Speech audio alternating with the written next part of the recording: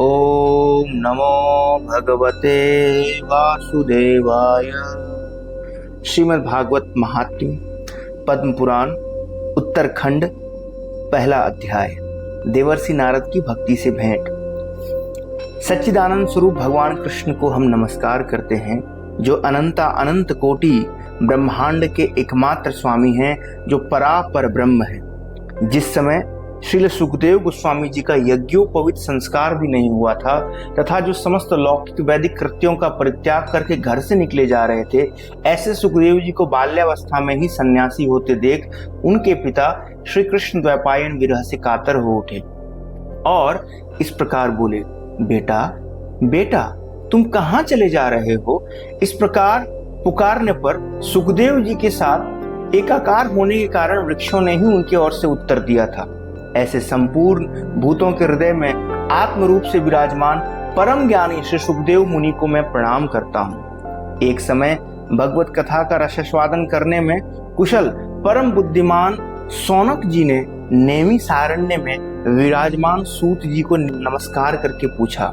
सौनक जी बोले, सूत जी, आप इस समय कोई ऐसी सार गर्भित कथा कहिए जो हमारे कानों को अमृत के समान मधुर जान पड़े तथा जो अज्ञानांधकार का विध्वंस और कोटि कोटि जन्मों के पापों का नाश करने वाली हो। भक्ति, ज्ञान और वैराग्य से प्राप्त होने वाले विज्ञान कैसे बढ़ता है तथा वैष्णव लोग किस प्रकार मोह माया का निवारण करते हैं। इस घोर कलिकाल में प्राय जीव असुर स्वभाव के हो गए हैं, इसलिए वे नाना प्रकार के क्लेशों से घिरे रहते हैं। अतः उनकी शुद्धि का सर्वश्रेष्ठ उपाय क्या है? इस समय हमें ऐसा कोई साधन बताइए जो सबसे अधिक कल्याणकारी, पवित्र को भी पवित्र करने वाला तथा सदा के लिए भगवान श्री कृष्ण की प्राप्ति करा देने वाला।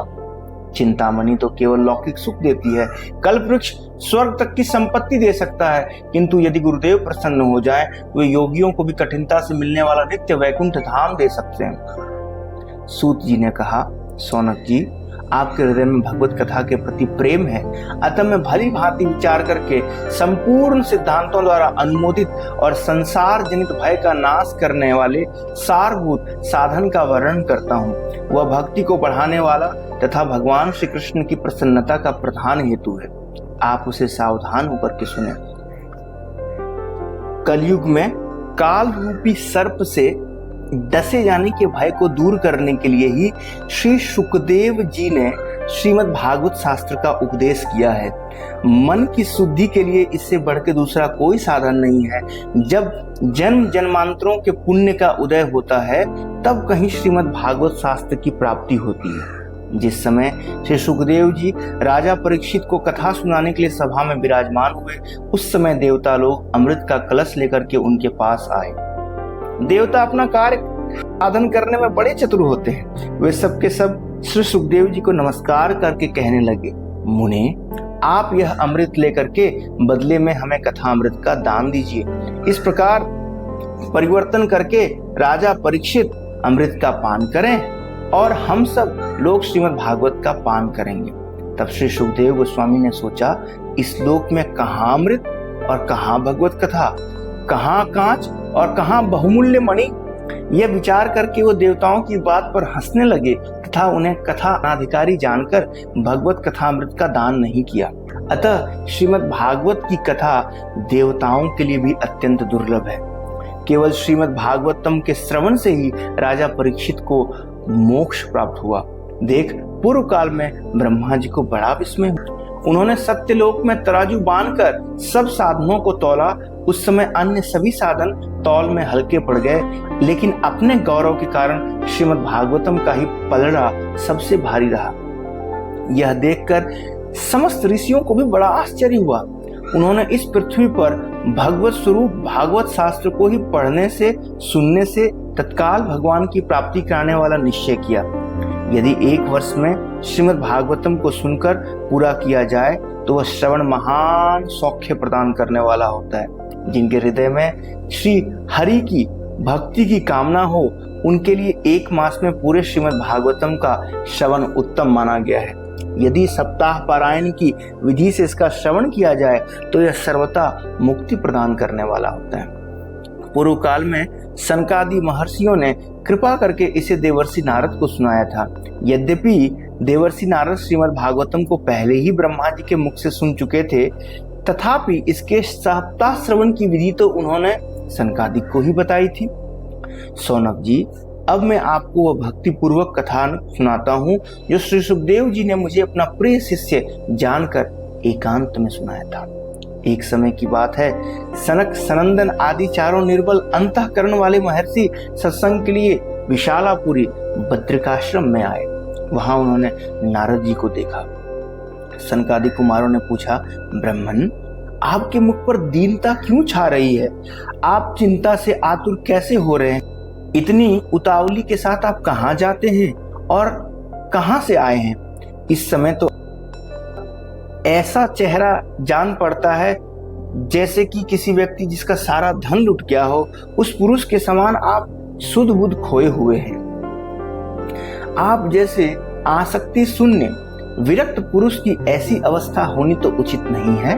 बताइए इसका क्या कारण है? नारद जी ने कहा, महात्माओं, मैं पृथ्वी को नाना तीर्थों के कारण सबसे उत्तम जानकर यहाँ की यात्रा करने के लिए आया था। आने पर पुष्कर, प्रयाग, काशी, गोदावरी, हरिक्षेत्र, कुरुक्षेत्र, श्रीरंगम, सेतुबंध आदि तीर्थों में इधर उधर विचरता रहा, किंतु कहीं भी मुझे मन को संतोष देने वाली शांति नहीं मिली। इस समय अधर्म के सखा कलयुग ने सारी पृथ्वी को पीड़ित कर रखा है। अब यहाँ पे सत्य, तपस्या, शौच, दया और दान आदि कुछ भी नहीं है। बेचारे जीव पेट पालने में लगे हैं। वे असत्यभाषी, आलसी, मंद बुद्धि और भाग्यहीन हो गए हैं। उन्हें तरह तरह के उपद्रव घेरे रहते हैं। साधु संत कहलाने वाले लोग पाखंड में फंस गए हैं। ऊपर से विरक्त जान पड़ते हैं, किंतु वास्तव में पूरे संग्रही हैं। घर घर में स्त्रियों का राज्य है। साले ही सलाहकार बने हुए हैं। पैसों के लोभ से कन्याएं तक खरीदी और बेची जाती हैं। पति पत्नी में सदा ही कलह मचा रहता है। आश्रमों, तीर्थों और नदियों पे मलक्षों ने अधिकार कर लिया है। उन दुष्टों ने बहुत से देवालयों को भी नष्ट कर दिया। अब यहाँ न कोई योगी है, न सिद्ध, न कोई ज्ञानी है, न सत्कर्म करने वाला। इस समय सब साधन कलयुगी दावानल से भस्म हो गए हैं। पृथ्वी पर चारों ओर सभी देशवासी बाजारों में अन्न का क्रय विक्रय करने लगे हैं। ब्राह्मण लोग पैसे लेकर वेद पढ़ाते हैं और स्त्रियां वैश्यावृत्ति से जीवन निर्वाह करके जीवन पालती हैं। इस प्रकार कलयुग के दोष देखता और पृथ्वी पर विचरता हुआ मैं यमुना जी के तट पे आ पहुंचा, जहां भगवान श्री कृष्ण की लीला हुई थी। मुनीश्वरों, वहां आने पर मैंने जो आश्चर्य की बात देखी उसे आप लोग सुने। वहां एक तरुणी स्त्री बैठी थी जिसका चित्त बहुत ही खिन्न था। उसके पास दो वृद्ध पुरुष अचेत अवस्था में पड़े जोर जोर से सांस ले रहे थे। वह तरुणी उनकी सेवा शुश्रूषा करती, उन्हें जगाने की चेष्टा करती और अपने प्रयत्न में असफल होकर के रोने लगती। बीच बीच में दसों दिशाओं की ओर दृष्टि डालकर वो अपने लिए कोई रक्षक भी ढूंढ रही थी। उसके चारों ओर सैकड़ों स्त्रियां पंखा झलती हुई उसे बार बार सांत्वना दे रही थी। दूर से ही यह सब देखकर मैं कौतूहलवश उसके पास चला गया। मुझे देखते ही वह युवती स्त्री खड़ी होकर व्याकुल होकर के बोली, अजी महात्मा जी, क्षण भर के लिए ठहर जाइए, मेरी चिंता को भी नष्ट करते जाइए। आपका दर्शन संसार के समस्त पापों को सर्वथा नष्ट करने वाला है। आपके वचनों से मेरे दुख की बहुत कुछ शांति हो जाएगी। जब बहुत बड़ा भाग्य होता है तभी आप जैसे महात्माओं का दर्शन होता है। नानक जी कहते हैं, युवती की ऐसी बात सुनकर मेरा हृदय करुणा से भर आया और मैंने उत्कंठित होकर उस सुंदरी से पूछा, देवी, तुम कौन हो? ये दोनों पुरुष कौन हैं? तथा तुम्हारे पास ये कमल के समान नेत्रों वाली ये देवियां कौन हैं? तुम विस्तार के साथ अपने दुख का कारण बताओ। युवती बोली, मेरा नाम भक्ति है और ये दोनों पुरुष मेरे पुत्र हैं। इनका नाम ज्ञान है और वैराग्य है। समय के फेर से आज इनका शरीर जरा जीर्ण हो गया है। इन देवियों के रूप में ये गंगा आदि नदियां हैं जो मेरी सेवा के लिए आई हैं। इस प्रकार साक्षात देवियों के द्वारा सेवित होने पर भी मुझे सुख नहीं मिलता। तपोधन, अब तनिक सावधान होकर मेरी बात सुनिए। मेरी कथा कुछ विस्तृत है उसे सुनकर मुझे कुछ शांति प्रदान कीजिए। मैं द्रविड़ देश में उत्पन्न होकर कर्नाटक में बड़ी हुई, महाराष्ट्र में भी कहीं कहीं मेरा आदर हुआ, गुजरात में आने पे तो मुझे बुढ़ापे ने घेर लिया। वहां घोर कलयुग के प्रभाव से पाखंडियों ने मुझे अंग भंग कर डाला। तब से बहुत दिनों तक मैं दुर्बल ही दुर्बल रही। वृंदावन मुझे बहुत प्रिय है, इसलिए अपने दोनों पुत्रों के साथ मैं यहाँ पे आ गई। इस स्थान पे आते ही मैं परम सुंदरी नवयुवती हो गई। इस समय मेरा रूप अत्यंत मनोरम हो गया है, परंतु मेरे ये दोनों पुत्र थके मांदे होने के कारण यहाँ सो करके कष्ट भोग रहे हैं। मैं यह स्थान छोड़ के विदेश जाना चाहती थी, परंतु ये दोनों बूढ़े हो गए हैं। इसी दुख से मैं दुखित हो रही हूँ। पता नहीं मैं यहाँ युक्ति कैसे हो गई और मेरे दोनों पुत्र बूढ़े क्यों हो गए। हम तीनों साथ ही साथ यात्रा करते थे, फिर हमें ये विपरीतता कैसी। उचित तो यह है कि माता बूढ़ी हो और पुत्र जवान, परंतु यहाँ बात उल्टी हो गई, इसलिए मैं चकित होकर के अपने लिए शोक करती हूँ।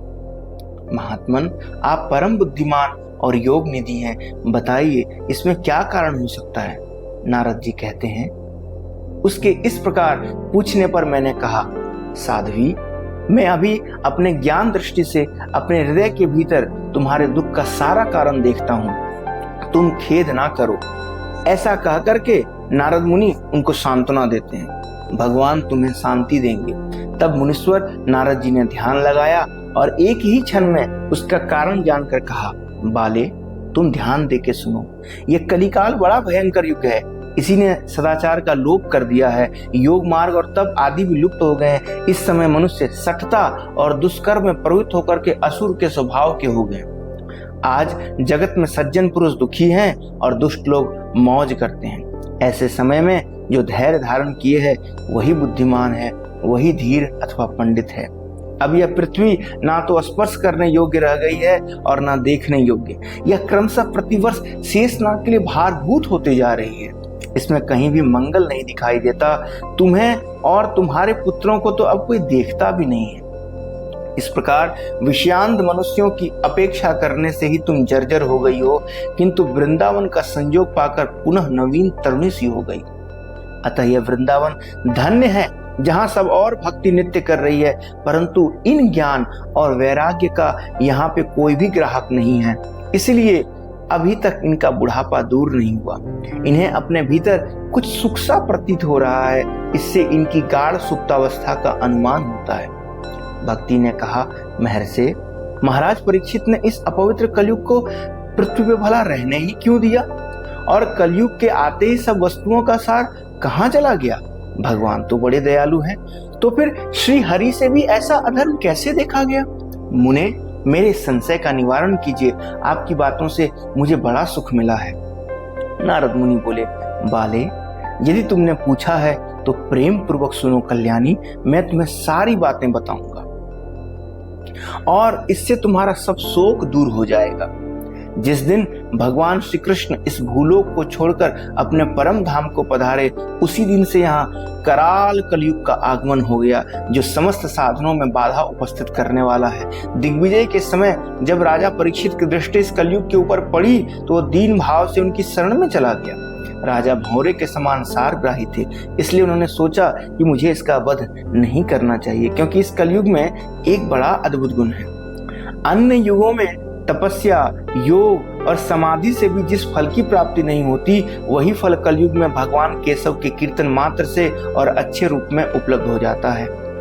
असार होने पर भी एक ही रूप में यह सारभूत फल प्रदान करने वाला है। यही देखकर राजा परीक्षित ने कलयुग में उत्पन्न होने वाले जीवों के सुख के लिए इसे रहने दिया।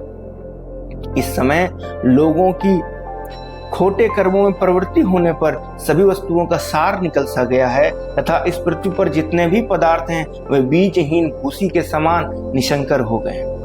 ब्राह्मण लोग धन के लोभ से घर घर में जाकर के प्रत्येक मनुष्य को अनाधिकारी अधिकारी का विचार किए बिना ही भागवत की कथा सुनाने लगे।